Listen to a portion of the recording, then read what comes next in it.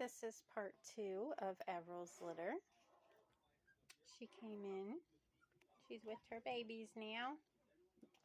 Right, Mama? Come here. Come here. Yeah.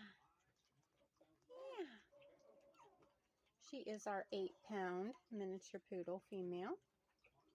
She's a tiny, tiny little girl. Look at this. This happens every single time Mama comes back in from going potty. They come near and then they start sucking on her boobies because they're hungry. I think this weekend I'm going to give her a groom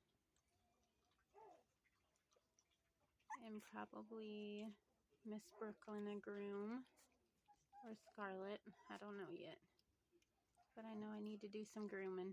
I've just been so busy with all these puppies and mamas, cages, kennels, kitties. Oh! Mama just got right. He's stuck right in there, honey. You got your babies wet. You silly little goose. That's gross. That's gross.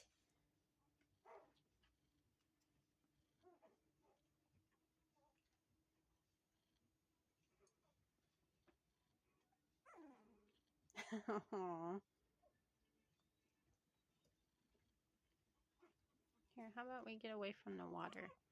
Yeah. I knew that was him.